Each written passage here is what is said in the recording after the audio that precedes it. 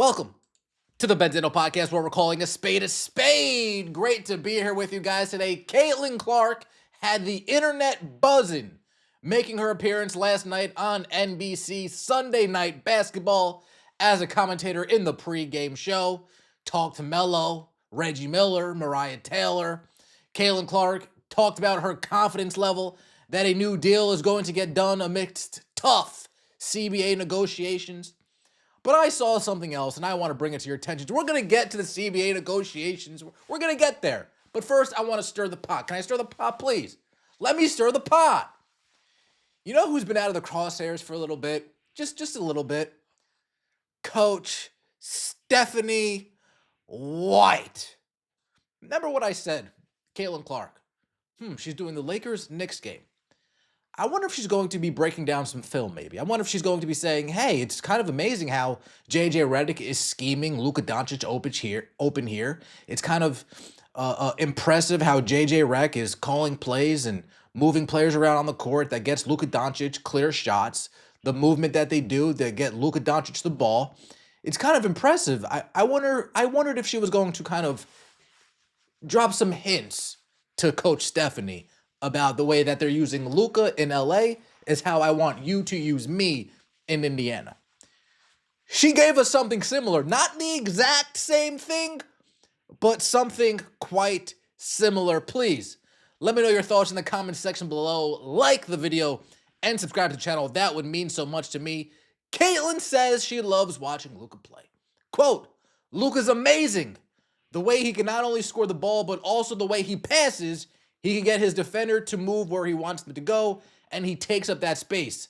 Obviously, he's pretty incredible. Now, why this is more important than just her coming out and talking gleefully about Luka Doncic is that we all remember what Stephanie White said about how the Dallas Mavericks play when Luka is off the court. How happy and giddy she got calling the Mavericks game when Luka was off the court. And how what she said during that game is very reminiscent of how the Indiana Fever played with and without Caitlin Clark this past season. Let's hear what Caitlin Clark had to say, and then we're going to compare this to what Stephanie White had to say about a year and a half ago. Let's take a look. A player or someone you watch even more specifically because there's things in his game maybe you would want to add to yours in the league? Man, I think Luka. Luka's amazing and he's incredible. I think the way he can not only score the ball, but also the way he passes. And I think the thing about him is, like, he's not the fastest, he's not the most athletic, but he can get his defender to move where he wants him to go, and he takes up that space, and he does a really good job of either keeping the defender behind him or keeping him to the side. So I think that's something I can certainly learn from. Like, I always kind of want to run away from the defense rather than absorbing the contact and taking up the space that they give me. So I think, obviously, he's pretty incredible. He averages like a 30-point triple-double. So he makes it look pretty easy, but I can promise you it's not that easy.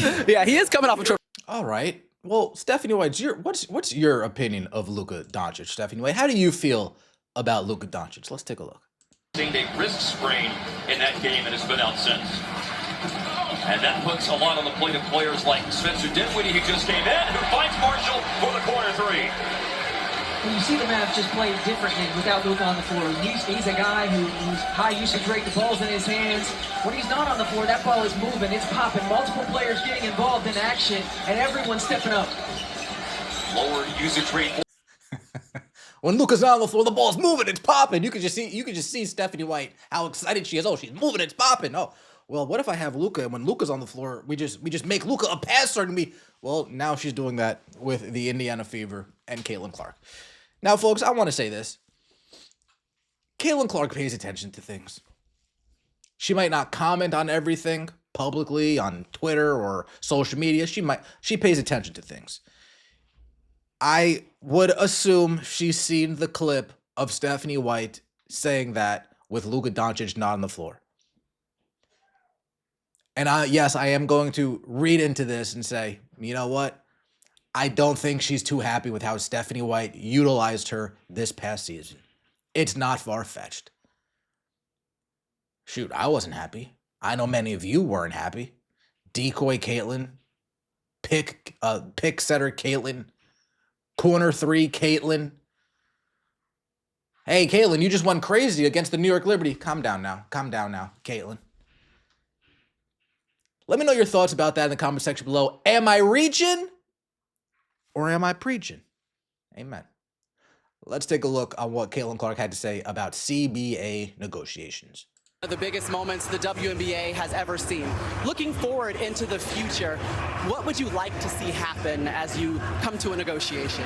Well, honestly, I don't think it's just a big moment for the WNBA. I think all of women's sports, I think this is one of the biggest moments we've ever had. So, I feel very confident that we're going to get something done, and that's because we're in this moment because of the product we put on the floor. So we need to be able to continue to do that, and I know everybody's working really hard. There's a meeting tomorrow that's super important, and I truly do believe we're going to get something done here in the next couple of weeks. But like you said, I mean, there's a lot of boxes that we still need to check. We've added two new teams. I mean, there's going to be more players than ever, and then we have to get into free agency, then have a normal draft as well. So there's a lot of things left to do, but I really do feel confident that both sides are going to reach a deal here soon. Yeah, draft slated for April 13th, but the growth of the league has been so much. I mean, can you just help us to understand the transition this league is going on right now? I mean, it's incredible, and I remember my first WNBA game when I was a young girl. I went to the Minnesota Lynx when they had their dynasty with Maya Moore, and they were playing the Seattle Storm, and now basically any arena you go to, it's sold out. We're adding 2 teams. We're up to 14 now, and then hopefully getting to 18 in the next couple of years. So, business is booming, and that's a really good thing, and we kind of just got to keep meeting the moment. The talent's getting better and better. You see it at the college level coming into the professional game, too. So I feel very fortunate, and hopefully have a long career ahead of me as well. Real quick, you got Melo there, you got Reggie Miller there. How many WNBA games do you think that they've watched that Caitlin Clark wasn't playing in? Let's be real. How many WNBA games do you think that they watched that Caitlin Clark wasn't playing in? But on a serious note, you take what Caitlin Clark says and you compare it to things that Natasha Cloud says, you compare it to things that Nafisa Collier says, you compare it to things Aneka Ogwumike says, you compare it to things Breanna Stewart says. Clearly, you can take one side a little bit more serious than the other. Like when it comes out of Caitlin's mouth, it doesn't sound like a joke. It doesn't sound like the owners are disrespecting the players. You know, if this was Nafisa Collier or Breanna Stewart or Aneka Ogwumike, she would have just took that whole entire minute and a half right there to just lay into the owners. How disrespectful the offers were. Oh no, the $1 million+ contract's not enough. If you saw the percentages, you guys would laugh at it. We're tired of being disrespected. If it was any of those ladies I named, Stewie, Fee, Ogwumike, Cloud, they would have done nothing but trash the owners in this moment. Instead, Caitlin Clark actually offers a glimmer of hope, a glimmer of professionalism, which is rare coming from players in the WNBA. That's why Caitlin Clark sticks out like a sore thumb. Because when she goes in these settings, she does sound professional. She does carry herself a certain way. I hate that. If you guys tuned in last night on Sunday Night Heat, I hate that they didn't give her a box here. Just give her a box. Make her look a little taller. Just give her a box. She's Caitlin Clark. Indeed. Let me know what you think in the comments section below. Do you think a deal is going to get done? Am I reading into the Stephanie White stuff? I want to hear what you guys have to say. Like the video, subscribe. That would mean so much to me. See you next time as always. Take it easy.